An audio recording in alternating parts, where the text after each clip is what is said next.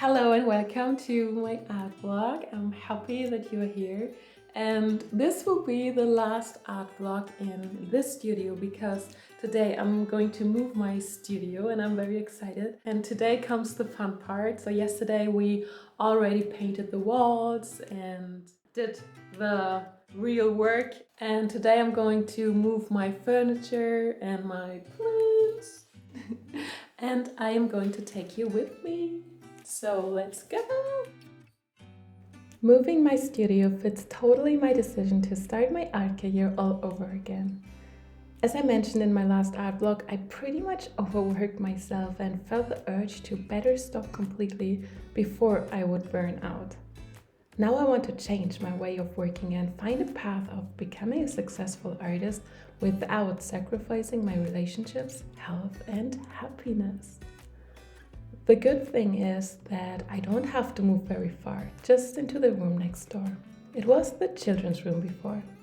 The biggest reason for me choosing the smaller room is that it has a lot of natural sunlight all day long. I love filming with natural light, but my previous studio was so big that the light never hit the back wall. While you watch us transforming the children's room into my new studio, I want to take you with me into the process of defining success for me in a new way. So I'm in this experiment right now, trying to become successful by slowing down. But what does success even mean?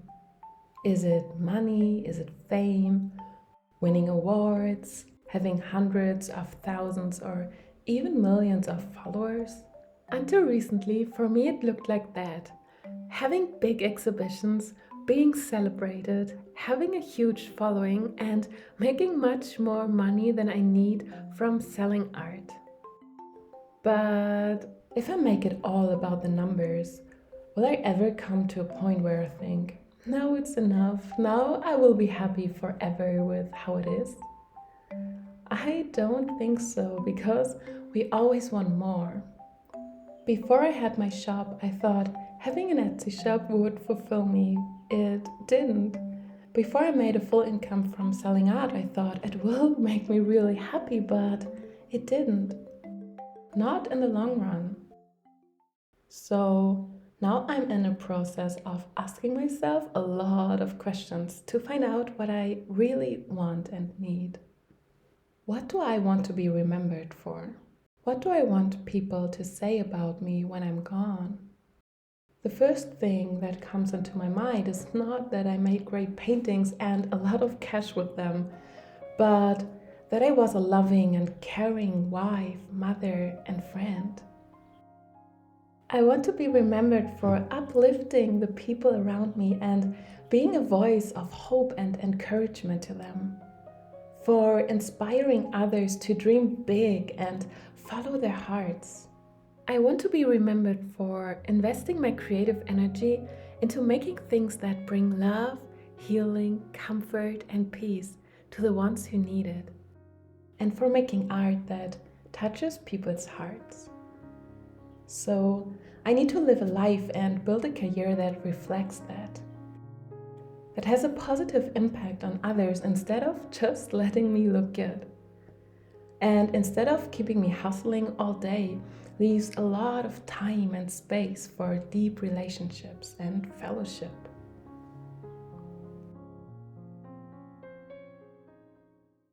What else do I want in my career? Of course, I also want to make some money, but not to buy me a lot of fancy expensive stuff. I'm very happy with a few and don't like having a lot of things I don't really need. But I love traveling. I'm such a curious person and I love to dive deep into other cultures. And an overflow of money can give me the chance to do that. I also don't want my children to go through the same financial stress I went through as a child and young adult. As I started into my adult life, my single mom couldn't give me any financial support because we had no money, and I can tell you it was pretty hard and scary. So, my husband and I have a big desire in us to create a life where our two girls don't have to worry about money or getting a good education. And I want to do my best to contribute to that. A good thing about having a lot of money after getting your basic needs met and also making you able to support others is that it can give you a lot of freedom. You don't have to do something you don't really want to do just because you desperately need the money. You have much more freedom to choose how to use your time and to do the things that are really meaningful to you, even if they don't bring you a lot of cash. To make it clear, I still want to make a good income as an artist, but at the same time, I don't want to hustle again and make a lot of money by sacrificing my life and my relationships. And honestly, mostly relying on selling original art was a very risky way to live because it was so unpredictable how much I would sell. Overall, it put too much stress on me, took away some of the pure joy of creating, and affected my creativity in a negative way. Thankfully, today we have so many opportunities to create different streams of income, like selling prints, offering online courses, or subscriptions like Patreon. My goal for the future is to monetize my knowledge rather than my artworks. To be able to sell art if I want to, but don't have to rely on it. But to create multiple streams of income I can support my family with. The third thing that is important for me is health. This month I'm turning 33, and I remember that in my 20s I didn't care much about health because it didn't seem to be that necessary for me. But now that I'm getting older, I think a lot more about how my decisions today could affect my future. And in the future, I want to be very healthy in my mind, my soul, body, and relationships. By hanging around on social media too much and comparing myself to others, I was heavily trapped in the fear of missing out. I always felt behind, so I wanted to reach my career goals as fast as I could and never really allowed myself to rest. If something grips me, I don't mind staying up late, working hard, and investing a lot of time and energy in order to reach what I want.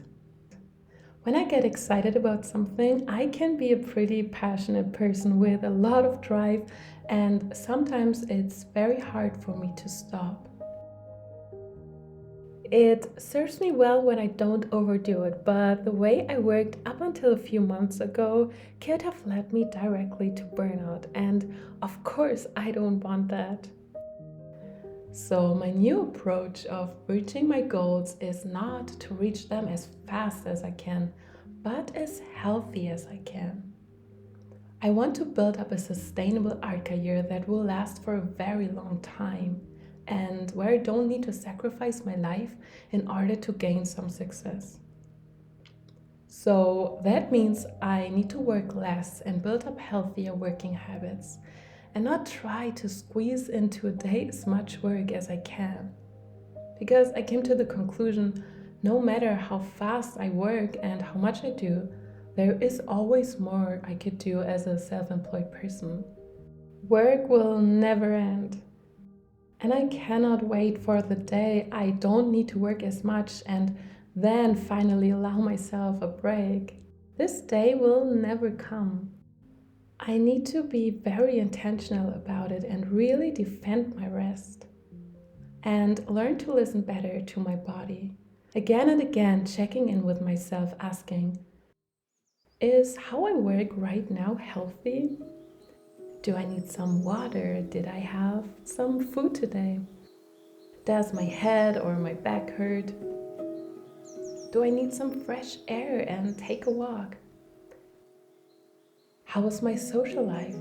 Do I have enough in real life interactions? Or am I so caught up in work that I totally isolate myself? How is my relationship with social media? Do I just consume content and compare myself to others, or do I use it in a healthy way? Do I allow myself to take breaks? Or am I working in a panic mode driven by the fear of missing out? How is my relationship with my husband, children, and friends? Do I make them feel that they are important to me and give them enough of my time and attention? These are small questions I can ask myself in order to remind me to keep everything in a good balance and stay healthy.